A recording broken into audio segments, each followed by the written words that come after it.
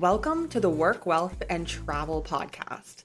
I'm your host, Nicole, and this podcast is your guide to start creating a lifestyle by design. From entrepreneurship, money and finance, tax optimization and residencies, and everything in between, this show highlights the nuances of a true global citizen lifestyle. Let's dive in. One of the biggest questions and concerns that I get from clients who come to us looking to optimize their residency and citizenship portfolio is regarding taxes.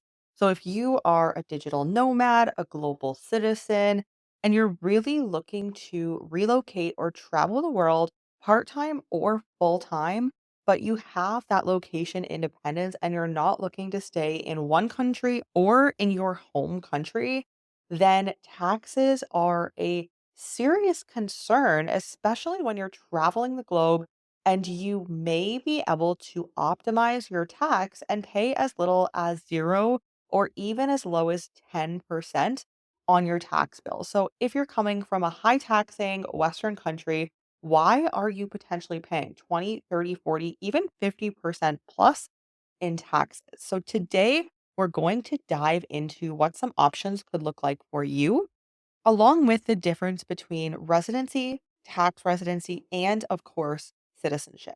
How you can start to differentiate these, and then also the difference between citizenship and having a passport. This is really where I begin when speaking with clients so that they really have a clear foundation and understanding of what they are truly looking to get and which pieces of the puzzle here could potentially start to help them to lower their overall tax rate. And a big thank you to Safety Wing for partnering with us on this episode and bringing all of these specific details that we dive into with clients to you today, and more on that later. So let's dive in. So, we see so many questions surrounding where to pay tax as a global citizen. And the first myth here that I really want to debunk is, if I have multiple passports, do I need to pay taxes in all of the countries that I hold these passports? Now, before actually diving into this, specifically when it comes to holding multiple passports, I want to first differentiate the difference between passports and citizenship because, yes, they are two different things. Even though a lot of the time they are used quite interchangeably, they are completely different things. Now, you cannot get a passport in any country without first holding citizenship. So, citizenship or having that ID card is usually what citizenship looks like. You have some sort of identification or a citizenship certificate, depending on the country. Then that means that you are a citizen of that country. As a citizen, you are legally entitled to be able to hold a passport. However, as is the case with US and honestly most countries around the globe, a lot of citizens of countries don't hold their own country's passports, of course, unless they are frequent travelers. But for a common majority of most countries' populations, citizens don't necessarily have to hold the passports, and many of them do not. But they are still a citizen, and as a citizen, they are entitled at any point to obtain a passport. And that is an entire process to go through the process of obtaining a passport. There's a lot of due diligence within that for most countries, as there should be. But those are the difference between citizenship and passport. So having a second passport is amazing, and it is a right for anyone who's a citizen. So when we're looking to obtain an additional passport for a client, we're really looking to obtain an additional citizenship because that will then later lead to a passport once they have citizenship at any point that they would like. So back to the original question of, if I have multiple passports, do I need to pay taxes in all of those countries? And taxes and tax residency are two completely different concepts than citizenship. So you can hold citizenship in a tax optimal country. So let's say one of the Caribbean islands, let's say St. Kitts and Nevis for this example. So you can very easily, if you donate and you have a citizenship by investment program in that country, which some of the Caribbean islands and St. Kitts and Nevis, particular for this example, does have a citizenship by investment program. The amount has just increased quite recently, which is definitely a trend in my 2024 trends video that I included, because prices increasing and requirements becoming more stringent are certainly two big trends that I have seen really starting from the past few years, but really taking into strong effect on a global scale this year. And I think that will only continue and become more strict in the future. So let's say I have invested in real estate or in a national development fund and given some money in terms of a donation in exchange to the country of St. Kitts and Nevis for their citizenship. So this is a completely legal way in various countries around the world, and St. Kitts and Nevis is one of them, where you're able to obtain that second citizenship. So now I have this citizenship. Does that mean that I'm automatically going to be a tax resident in a favorable tax country, which is St. Kitts and Nevis, simply because I'm a citizen and now I hold their passport? So the answer is no, you are not automatically entitled to pay no tax in this case because this specific Caribbean island is a very tax friendly place. So you cannot simply have their citizenship, the passport for St. Kitts and Nevis, and then go live in Spain or Thailand or Brazil, or quite honestly, any country, and then still have the tax benefits that are tied to the country of St. Kitts and Nevis. And why is that? That is because the concepts of tax residency, which is where you pay your taxes, residency, and citizenship are three completely different concepts. And I am going to dive into what those concepts are. So we've already addressed citizenship and having a passport and what that looks like. So I'm a citizen of St. Kitts and Nevis, and with that, if I choose to live in St. Kitts and Nevis, and let's say I gain legal employment, there's a reason that I'm able to live in the country. Or again, if I have that citizenship, then I can live in the country. I'm a citizen of the country. And if you trigger their days test, so most countries, just as a very easy example for generalization, are 180 or 183 days per year. So we're looking at about 6 months per year for most countries on average. There are some exceptions, of course, where you will then become a tax resident. So if I were to live in the island of St. Kitts and Nevis for 6 months plus annually every single year, then I would become a tax resident. And that is when I'm then paying taxes to the country. And since it's a very favorable tax regime, the taxes will be quite favorable. So that is a great option if you're looking to pay lower tax, but not everybody wants to live on a small island in the Caribbean. So, how we can work to structure your plan as a global citizen, as a digital nomad, so that you start to pay less tax is that you will then be able to obtain a second citizenship. So, you have that additional travel document, which is great, has absolutely no bearing on where you're paying taxes, but you do have an additional travel document. Let's say your initial first travel document, first country of citizenship, and passport subsequently is not very strong. So now you have access to the EU, to various other countries through St. Kitts and Nevis. So you have a travel document, which is checked off. That's great. It's not going to allow you to pay any lower taxes unless you truly do live there. If you're not looking to live on the island's life, then depending on your work, of course, and if you are global citizen, a digital nomad, and you're working online, you're working with clients online, that is when you can really start to optimize your taxes and you can take advantage of tax residency, meaning that you will live in a country, or there are some paper tax residencies where you don't even have to live in the country, or there's a very small days requirement, and with that, you will then be able to obtain your tax residency in said country. So, a great example of this that we do a lot of work in is the country of Panama. You have probably likely heard of Panama as a tax favorable jurisdiction, and it absolutely is if you have the right structure. But if you are working with non Panamanian locals within your business, then you can obtain tax residency in Panama. And so you can pay, again, if you're not making money on the local economy, you can pay 0% tax. And you do not need to live in Pan. So that's how we start to structure a 0% favorable tax rate where you also potentially may be able to travel all of the year or part of the year. Again, it very much so depends on your lifestyle, but you can choose what the lifestyle you're looking to build is through this option. And then the last category is residency. So we've talked about citizenship and we've talked about tax residency. The last category here is residency. So residency is the place where you legally have a residence permit in order to live in that country. You do not have to have citizenship and nor do you have to have tax residency. in order to obtain residency in a country. For most countries, there are requirements. Some countries, most of the Western countries, you will have to live in said country for 6 months plus per year in order to become a resident. But there are various jurisdictions, favorable jurisdictions around the globe where you will be able to obtain a residency permit with not as much time on the ground. So you could even obtain a residency permit in as little as 1 month. It depends on the country. And you don't need to live there for the full 6 months plus every single year on end. Usually, with a lot of these residency permits, and again, it varies depending on the country, but for most of them, you will need to go back to the country to renew that permit at some point in time. So the permit will expire usually after 3, 5 years, sometimes 10 years. Citizenship is more so 10 years.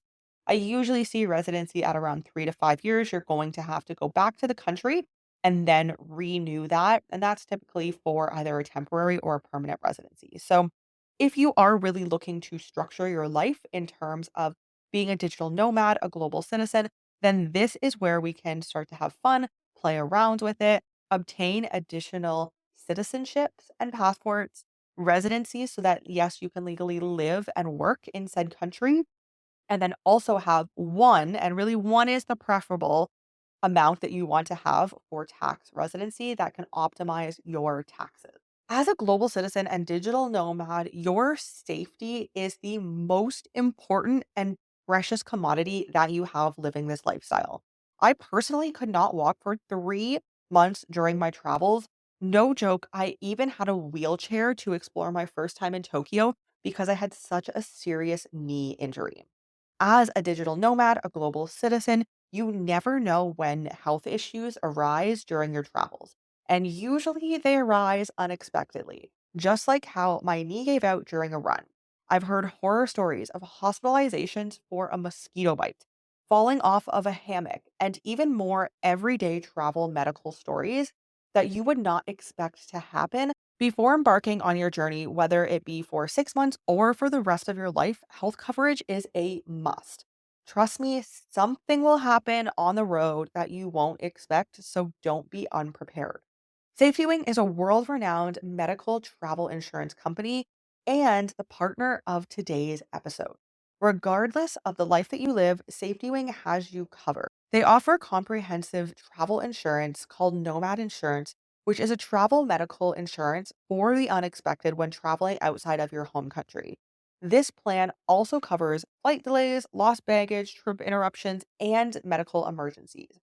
But if you plan to travel the world full time as a global citizen and you won't be returning to your home country in coming years, SafetyWing also has you covered with their new plan, Nomad Health.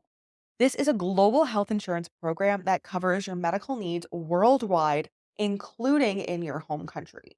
You're covered for regular checkups at the doctor's office, dental, vision, and even regular physio, which trust me, I seriously could have used when I couldn't walk for 3 entire months. They even cover giving birth abroad. Click below to create your free account to browse both plan options and see which is going to be best for your lifestyle. Trust me, medical coverage equals peace of mind. So, one other common misconception that I see when I speak with clients that I want to debunk here is the difference between residency and citizenship and what you're really getting. Because a lot of the time, citizenship is going to be much more pricey. For most citizenship buy-in programs, whether it be by donation or real estate, it starts at around 2 or 300,000 now in 2024, and it easily, depending on the country, can go up to a million plus. So citizenship is going to be quite a bit pricier. And if you're looking for residence, then that's going to be a lower cost option. You can usually start at around 5 or 10,000 in order to obtain a second residence option. But how do you know if you really need residence or citizenship? So, if you're looking to gain a residence permit, as I mentioned, there is a much lower overhead than gaining that additional citizenship. And it's usually a lot easier. There is much less of a due diligence process. The due diligence usually just looks like a simple criminal record police check. So, much more straightforward than due diligence that, quite honestly, takes months and months on end. and longer as we're seeing time go on, especially in 2024. It's taking much longer than it did 1 or 2 years ago to do due diligence for citizenship programs because they're really granting you into their country with their citizenship and their passport. So, residency is a much easier due diligence process, usually an RCMP, FBI, background check from whichever country that you have been living in. But how do you know that residency is really going to be what is best for you? So, a residence permit, same with citizenship, will allow you to legally live for as long as you want. You're no longer on a tourist visa, a student visa, a work visa. You can live as long as you would like in that country that has granted you residency. You can live for 1 day per year, or you can live for the next 10 years without leaving the country. You are now a resident of that country. You may trigger tax residency depending how long you stay, or you may not. It also very much so depends on the country's rules. So that is a very variable factor depending on the country. But residency will allow you to live full time in that country. Now, where I like to differentiate between residency and citizenship, because of course, as a citizen, you can live in said country full time as well. The rights that you get with citizenship that I like to easily differentiate for clients is that holding citizenship and holding a passport in said country, you will have the right to vote. You will have the right to serve in the military, the army, and you will also have the right, and this is the one that's most interesting for people and why many clients will invest multiple hundreds of thousands of dollars is because you also get the passport with citizenship. So with residency, you will have the opposite. With residency, you will not have the passport. You will not have access to obtain the passport, the travel document, which many want. But if you already have a strong travel document, then residency could simply be enough because not only will you not be able to obtain the travel document, you also won't be able to vote nor to serve in the military. And most clients are not too worried about these two. It's really that travel document, the passport, that is what most people are truly looking for, quite honestly. And so if you already have a strong travel document, perhaps you already have 2 or 3 other travel documents, other passports from other countries, and you're very happy with the rights of travel that you have on those documents of visa-free travel around the globe, then residency may suffice for you in your case. So before you get started on this journey, you really want to figure out what the difference between residency and citizenship looks like for you and which one is going to be more important. What's your end goal here? And another thing that I like to mention to clients is what does your lifestyle look like? Yes, we can hop on a call and we can discuss residency and citizen options until the cows come home, but that doesn't necessarily mean that all or any of these options are going to work for you because it very much so depends on the variable of your lifestyle.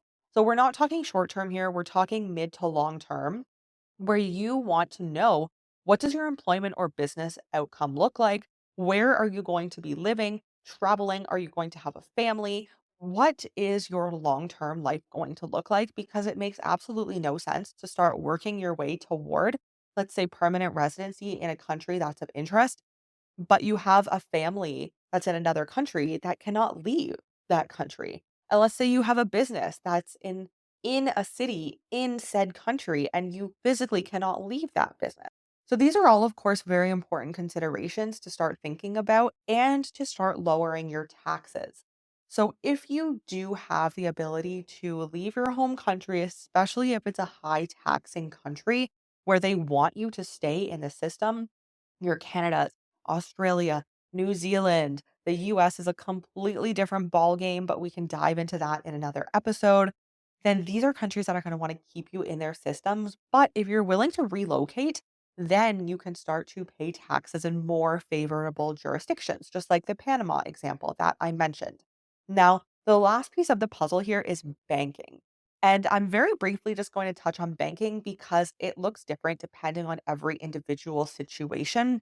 We have various different global banking options with jurisdictions that are very foreigner friendly. And I will say, most countries you cannot open a bank account unless you hold residency. So That's another great benefit of having residency in a few different countries. Not only are they plan B options if anything were to ever go wrong in your home country or in another country where you're currently residing, you can then use that residency permit and go live in another country and also have access to their banking infrastructure, which is only becoming increasingly more difficult again, especially in 2023, 2024. There've been a lot of changes.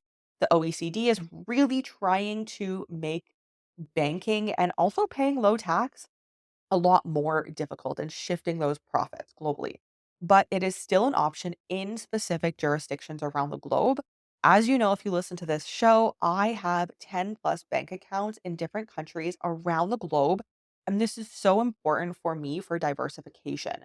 Now, some of these banks are fintechs, some of them are traditional bank accounts in said countries, but I recommend having a combination of both. And even fintechs, you're going to have them registered in the country of your residency. So if you hold multiple residencies, you can have one fintech registered in residency country one, another fintech registered in residency country number two. You can really start to play around with these options. Again, as long as they are safe banking jurisdictions, and not every fintech will offer opening with residencies around the globe. So, a lot of the time, they will only open your fintech bank account if you have residencies in certain countries that are on their list. So, it really does make a lot of sense to hold multiple residencies so that you can start gaining access to banking systems. Am I recommending keeping tens of thousands of dollars plus in these accounts? Now, not necessarily unless it's an everyday spending account. But again, this very much so varies depending on your lifestyle. And this is what we go through with clients when we figure out what does your residency options look like, your citizenship options.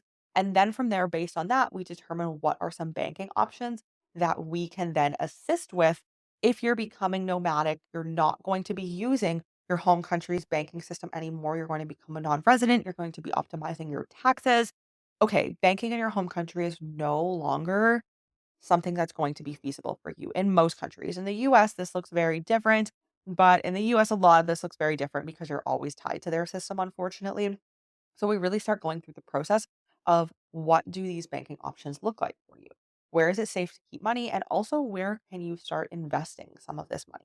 So, we've dived into so much information in today's episode. If this is a lot to digest, which it likely is, feel free to listen again, go back to the beginning, take a listen to all of this, and really start familiarizing yourself with these concepts and how you can start to lower your tax and 0% tax if you are a global citizen. You're leaving your home country, you're having clients online globally around the world. This is a reality that can be for you. But again, it very much so depends on your lifestyle and what that is going to look like in the future for you so that we can start planning based on your lifestyle what options you're going to have available.